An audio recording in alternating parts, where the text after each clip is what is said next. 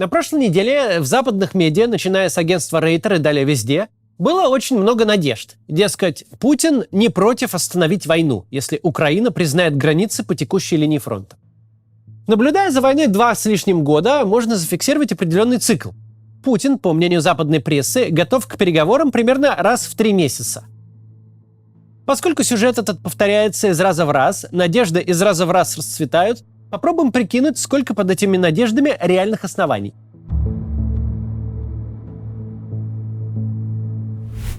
Не нужно гадать, почему западные СМИ так цепляются за новости о возможной заморозке войны и готовы с серьезным видом их обсуждать. Все хотят, чтобы это все наконец закончилось. Украина хочет, все ее западные союзники хотят, вменяемая часть путинского окружения тоже хочет, как и солдаты по обе стороны линии фронта. Ведь нынешняя война – это ужас для всех. Это жизнь в бесконечном ожидании, что завтра станет хуже. Это подспудное понимание, что конца и края происходящему не будет. Единственное, на что можно смутно надеяться, так это на то, что война хотя бы останется в прежних границах и с прежним составом участников, а не разольется на всю Европу или дальше. Когда общее ощущение таково, людям сойдут любые новости, которые хоть как-то можно назвать хорошими, которые дают надежду. Путин допустил возможность. Путин не исключил вероятность. Путин намекнул, Путин повернул бровью не вправо, а влево. Из каждой ничего не значащей и ни к чему не обязывающей фразы делаются максимально далеко идущие выводы. Мол, есть свет в конце тоннеля и какое-то разумное стремление диктатора прекратить то, что он своими же руками развязал. Еще хуже, когда уважаемые издания ссылаются на источники в окружении Путина. Наверняка эти источники даже у них есть. Но дело в том, что они хотят мира не меньше, чем журналисты, с которыми они разговаривают, и с удовольствием выдают желаемое за действительное. Да, мы точно слышали, он созрел. Пусть Украина только сделает шаг, и он тут же упадет в ее объятия. Все, кто смотрит на Путина в ожидании каких-то примирительных шагов, ведут себя как люди, пораженные тяжелым и неизлечимым заболеванием. Такие люди – легкая добыча для мошенников. У них забрали надежду, им врачи выдали приговор, измеряемый месяцами. Больные и их семьи готовы отдать что угодно и кому угодно, во что угодно поверить, только бы вернуть призрак надежды. Мы как-то уже об этом говорили. Надежда для человека бесконечно важна. Во всех правовых системах мира пожизненное заключение считается значительно более суровым приговором, чем даже очень большой, но измеряемый срок. Даже если тебе в 50 лет дали срок в 25, все равно есть надежда. Есть надежда, что пусть уже очень старым, очень больным от тюремных условий, но ты все-таки выйдешь. Пожизненный же срок лишает тебя любой надежды увидеть белый свет, не перегороженной решеткой. И журналисты, по сути, сейчас торгуют надеждой. Война идет 28-й месяц. В нее втянуты с обеих сторон не меньше пары миллионов человек. Видимо, где-то под пару сотен тысяч, учитывая гражданских, с обеих сторон в ней уже погибло, а возможно и сильно больше. Война изменила судьбу десятков миллионов людей и стала образом жизни 2 огромных стран. С одной стороны, уже очень трудно себе представить мир без войны. С одним лишь календарем, где 27 мая – это просто 27 мая, а не 824-й день войны. С другой стороны, повергает в настоящий ужас сама идея о том, что будет 1000-й или даже 2000-й день войны. Что те, кто при этой войне родился, при ней пойдут в школу, а те, кто встретил ее ребенком, успеют оказаться в окопе. Но насколько бы страшно ни было представлять себе такую перспективу, давайте смотреть на вещи объективно. Ответим на 2 вопроса. Есть ли у Путина мотивация и возможность закончить войну? Стоит ли обращать внимание на намеки и инсайды?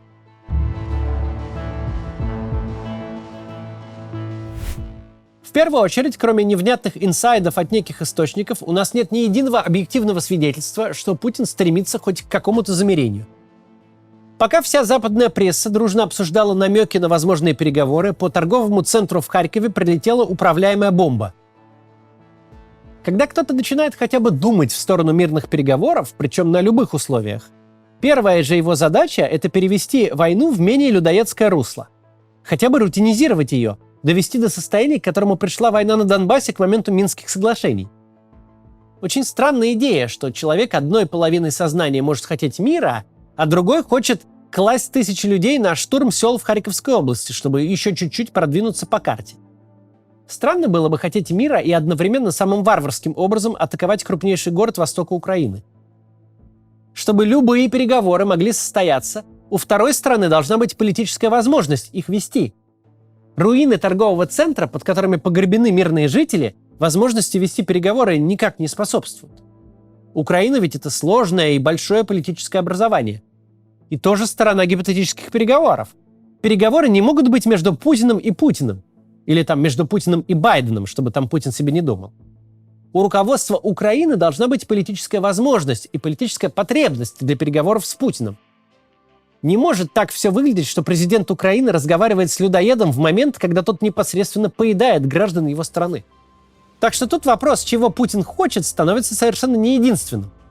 Если твои желания противоречат твоим действиям, то желания не имеют такого уж большого значения, и анализировать стоит не их, а действия.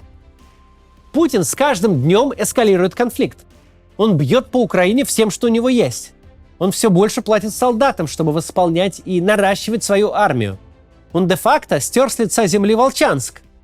Его правительство сверстало, его парламент принял, и он сам подписал федеральный бюджет с абсолютно рекордными расходами на войну. Из чего тут можно сделать вывод, что он собирается остановиться? И главный вопрос, а зачем ему это? Ведь если ты своими руками выпускаешь из тюрем сотни тысяч опасных преступников и учишь их воевать, делать это ты можешь лишь с расчетом, что те никогда не вернутся при твоей жизни. А они не вернутся, пока война не закончится.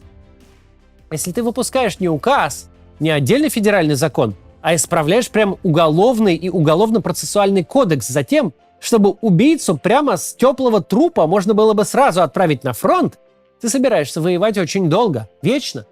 Ведь ты фундаментально меняешь понятие о преступлении и наказании в стране. Ты фактически уничтожаешь уголовное правосудие для обеспечения войны.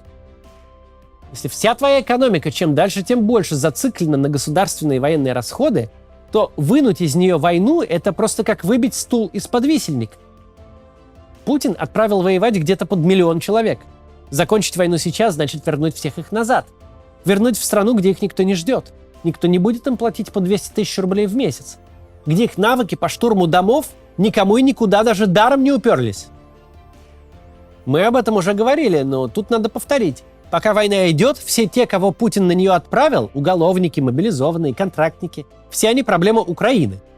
Как только война закончится или хотя бы приостановится, они станут проблемой Путина. Это у него будет 1 миллион людей с ружьями и в плохом настроении, которые будут искать применение полученным на фронте навыкам.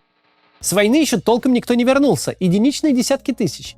И все равно мы видим рост насильственной преступности всех видов. Уже сейчас, что мы знаем по теракту в Крокусе, у нас есть цветущий черный рынок современного оружия. Уже сейчас герои СВО – типичные фигуранты криминальной хроники.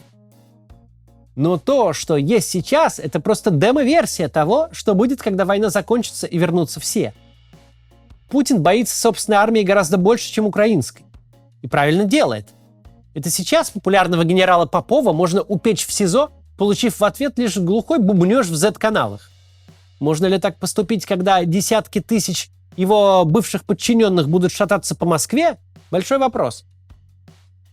Военные перевороты и кровавые революции крайне редко случаются прямо во время войны. Во время войны армия другим занята. А вот когда армия вернулась, причем вернулась, что характерно, без особых побед, еще и государство свое во всей красе увидела, когда солдат кормили помоями и слали в мясные штурмы, такая ситуация только и ждет своего вождя, своего боевого генерала, который скажет: «Братцы, доколе?» И братцами будут не интеллигенты с Болотной площади, а люди, месяцы проведшие в окружении смерти. Силовая машина, построенная Путиным, рассчитана на тех, кого можно напугать дубинкой росгвардейца. Силовикам не по калибру те, кто готов ответить насилием на насилие. Вернувшийся с войны в Иваново контрактник не сможет найти работу, а его жена вместо 80 тысяч за пошив бушлатов будет получать 20 за пошив платьев. Такой контрактник очень опасный человек, которому нечего терять. И таких людей будут сотни тысяч.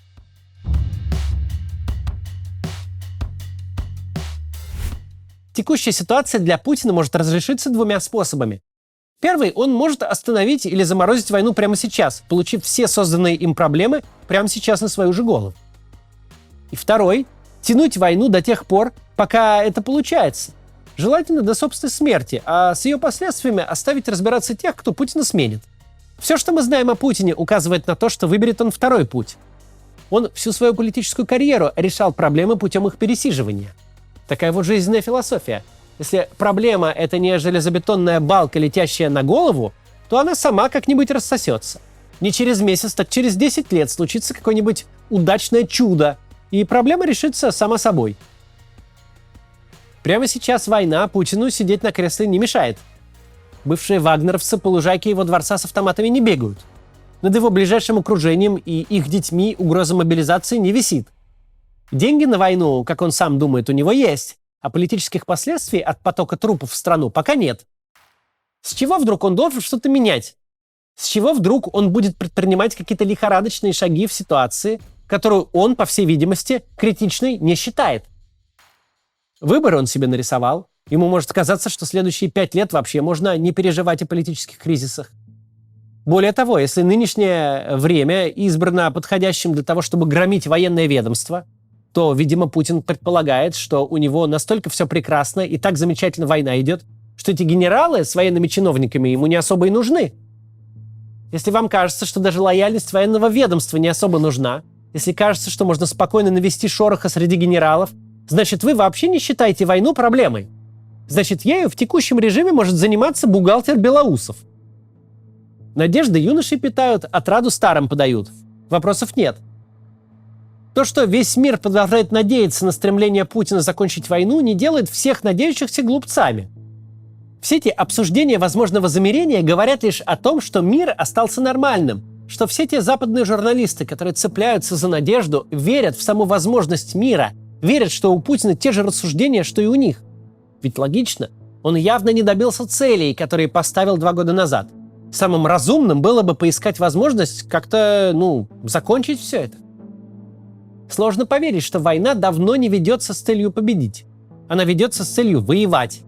Война для Путина самоценна. И нам не надо залезть к нему в голову, достаточно послушать, что говорит его пропаганда. А та говорит, Россия всегда воевала плюс-минус со всеми. Когда перестала, ее тут же все обманули и решили развалить. Мол, единственный шанс сохранить страну – это погрузить ее в состояние перманентной войны. Это не самая приятная для нас всех реальность. Но ее нужно принять. Война – это теперь неотъемлемый компонент режима Владимира Путина.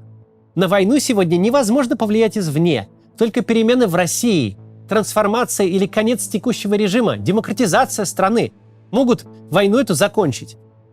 Это просто факт, и с ним стоит смириться, если мы не хотим жить в иллюзиях и раз в 3 месяца выходить с одними и теми же заголовками, что Путин готов к переговорам, которые будут забыты прямо через неделю. Люди будут сохранять надежду, и это правильно. Будут регулярно гадать по выражению лица Путина и улавливать сигналы из Кремля. Но все это предельно далеко от реальности. И как летом 2022 говорили, что Путин вот-вот уже почти готов к переговорам, как говорили и осенью, так говорят и теперь. Давненько мы не давали советов диктаторам, но тут он к месту. Граждане-диктаторы, если вдруг так получилось, что по какой-то невероятной гипотетической причине вы все-таки решили не только для заголовка Рейтера, но и на самом деле начать переговоры о мире, то начните с того, чтобы вновь стать субъектом переговоров. В вашей власти перевести войну в такую стадию, где она перестанет быть ежедневным апокалипсисом для той страны, с которой вы собрались переговариваться. Прекратите кидать бомбы и ракеты по городам. Прекратите класть своих солдат в кровавых штурмах только для того, чтобы выиграть полпикселя на карте, и прекратите любой ценой стараться убить как можно больше людей с другой стороны. Очень сложно вести переговоры с человеком, который каждый день подкрепляет репутацию маньяка. Когда люди видят детей, которых достают из-под завалов жилого дома, то ждут от своего руководства только одного – превратить страну в крепость и отбиваться до последнего патрона. Мы знаем примеры, когда война превращалась в вялотекущую возню, где все заняты, потенциально опасная армия домой не едет, но ничего особенного не происходит. Остальная страна, с которой есть идея переговариваться, за пределами линии фронта живет вроде как в мире, и через некоторое время уже может быть заинтересована эту самую линию фронта ликвидировать. Короче говоря, когда вы сделаете так, что люди в другой стране будут новости о войне читать, а не видеть из своего окна, это будет очень важный шаг к началу разговора, коль уж собрались. До завтра.